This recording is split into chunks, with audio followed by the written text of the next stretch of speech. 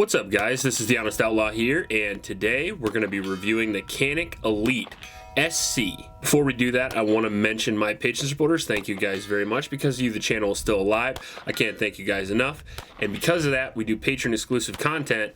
Also, I try to answer all of my Patreon messages. So if you send me a direct message on Patreon, any gun question you can think of, I always do my best to answer all of those.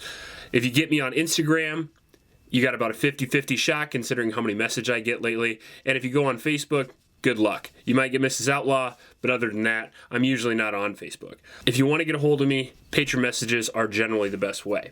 I also want to mention a link in the description below for a local homeless shelter.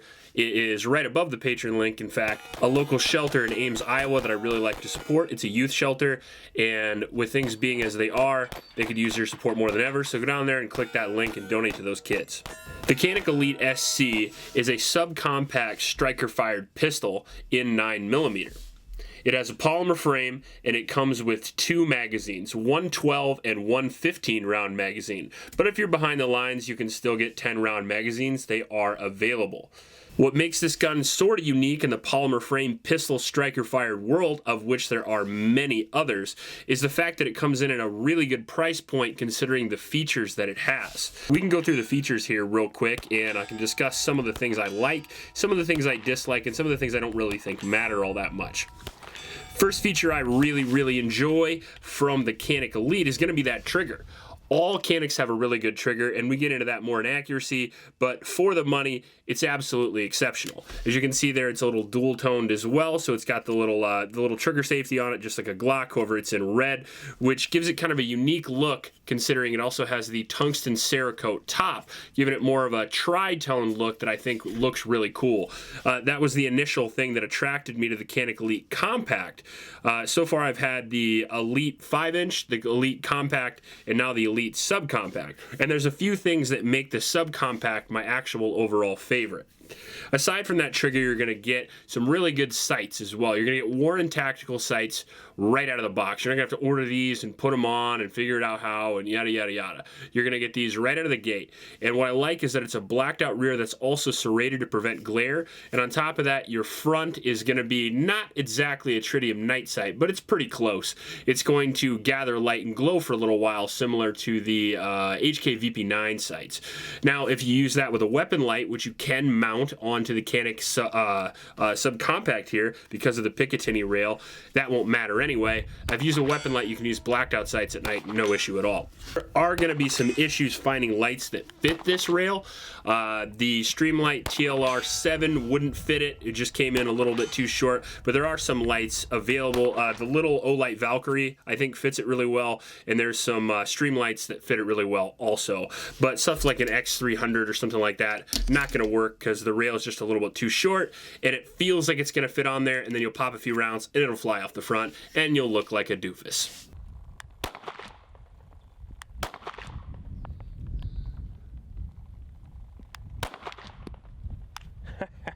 This gun has a 3.6-inch barrel and a 24-ounce overall weight, making it a subcompact, yes, but a little bit bigger than your average subcompact. It's bigger than the Glock 26, and it's also bigger than the Taurus G2C, which I would consider a probably normal size subcompact similar to the Glock 26. I'll be doing a versus video on the G2C here coming up as well, which is why it's on the table.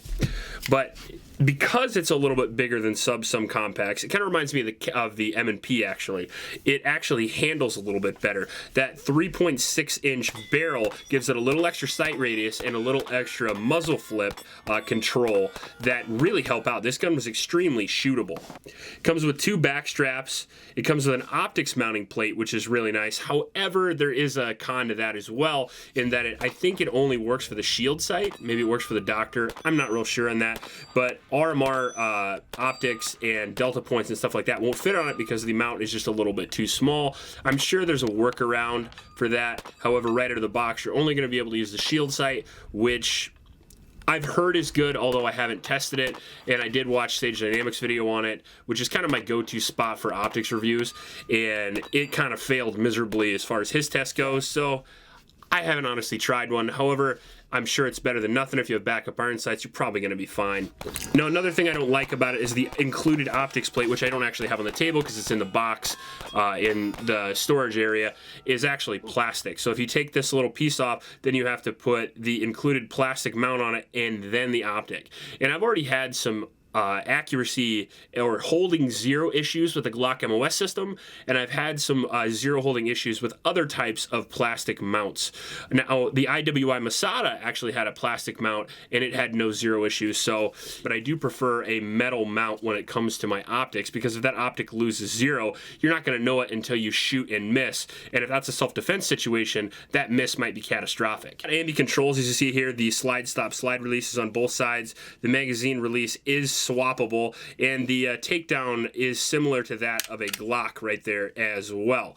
And those are your only controls, consider it doesn't have a safety. It does have a loaded chamber indicator, which I don't really care about. I'm a chamber check kind of guy. I don't trust stuff like this. I always just make sure to look in the chamber regardless, which the front slide serrations on there make a pretty good little option to chamber check. But if you're into the front or the loaded chamber indicator, it's a pretty good one, I have to admit. Not only can you feel it, which is nice for in the dark when you can't chamber check, but it's also very visible being on the back plate like that and being in red. Another thing I really like about it is the little thumb strap here, which I think is pretty cool. I do this to my guns already, so having a little bit extra texture there as kind of a memory spot to put your thumb, I like a lot. I got big hands, so sometimes I ride up a little bit, and it's nice to have a little spot to press down and get a little friction, and on top of that, just make sure you know where your thumb is. Over here, you're going to have the bigger trigger guard. It's got a little bit bigger trigger guard than a Glock, which I like that. Gloved hands about 50% of the year here in Iowa, so that's a big benefit. The trigger undercut is also pretty awesome overall. I've seen it done better. Stuff like the H&K VP9 or the PPQ does it better, but this is pretty good. Texture on the grip is nice. For a carry gun, it's not too aggressive, but it's good enough. I would like to have seen it go all the way up here where you actually get a lot of your grip. This is a big grip surface, and for some reason, a lot of people don't texture that. Don't know why, but whatever. As you can see here, this is the included 15-round magazine. This is the 12-round magazine, and this is the 21-round magazine from my SFX Canik, and it also worked, and we did use it throughout the testing. So overall, pretty excellent. Kind of have the same magazine compatibility that, like, say a Glock 26 does, where it can use the 17 and 34 mags. You can do the same thing with a Canik, and you can get it out the gate for a little bit less money.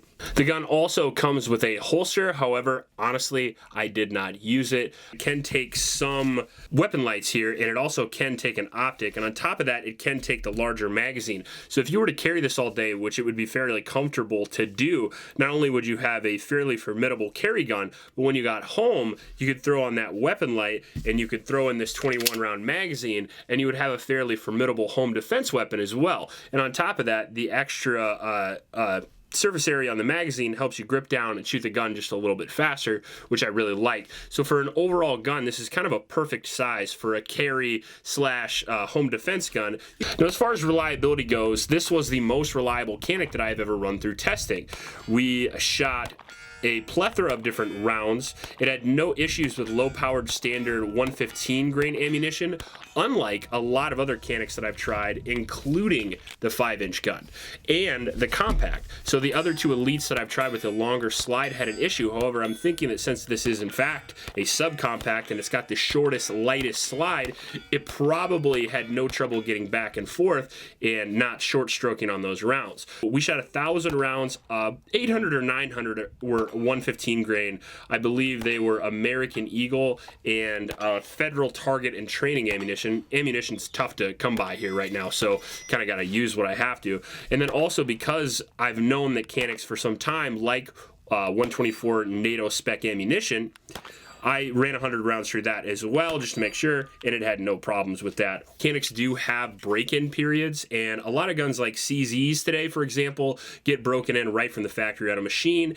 Every other one of my Caniks has had trouble, particularly with 115 grain lighter loads. So if you're going to run this right out of the box with no cleaning and no break-in period, I would strongly suggest that you seek out some higher velocity 124 grain ammunition, and then you should be good to go. anyway.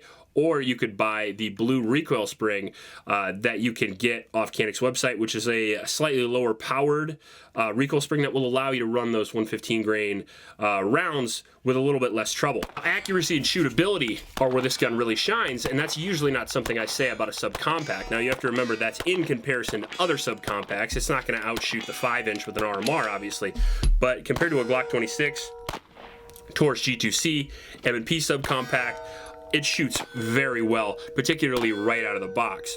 Part of the reason for that is because it's a little bit bigger, but a lot of it is because it comes with really good sights right out of the box. These Sworn Tactical sights are excellent. They were on target right out of the box, and what really matters is that trigger. If you're looking for accuracy, you want a light, crisp break on your trigger, which this gun has, hitting somewhere between 3 and 5 pounds based on my high-tech finger trigger gauge there. You'll pay $300 to get this break out of a Glock, and you can get this out of a $350 gun right out of the box if you decide to buy the Canik. Now, the other thing that matters with triggers besides that light, crisp break is going to be the reset. If you want to shoot fast, you need a short reset, and guess what? On a $350 subcompact gun, there's not a whole lot of other places you're going to be able to find that. Canik is well known for their triggers, and they should be because they're kind of patterned after Walther guns, and Walthers have excellent triggers as well.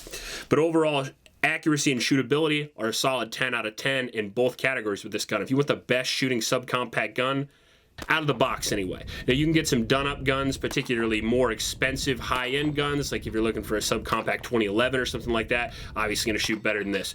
But for $350 in that polymer framed striker fired category for under 500 bucks, I like the ergonomics of the Canik series. I always have. It's got a relatively low bore axis. It's got good features overall. It's got a really good grip to it. It's very comfortable. It's not too big. It's not too small. It's a hair too small for me, but that makes it great for everyone else for the most part.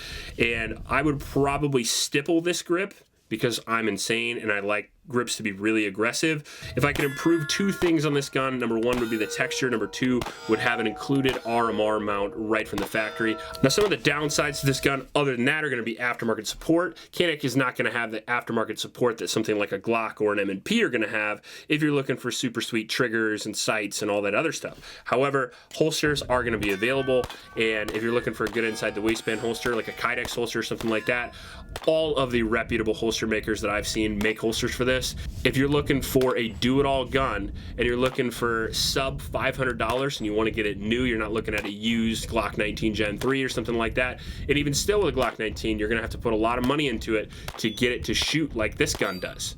Because this gun has an excellent trigger, excellent sights, and it has good ergonomics overall right from the factory, coming with 2 magazines and a holster. And on top of that, if you're into the shield sight, you can throw an optic on it right from the box as well. Man, guns these days just keep getting better and better. From the FN 509 to the Masada. I mean, even the Glock Gen 5 made some good changes. The M&P 2.0. It is just a golden age of firearms, and the Canik Elite SC is just another iteration of that. If you like this video, please like and subscribe. Please help out your local homeless shelters, and remember to recycle. I'll check you later.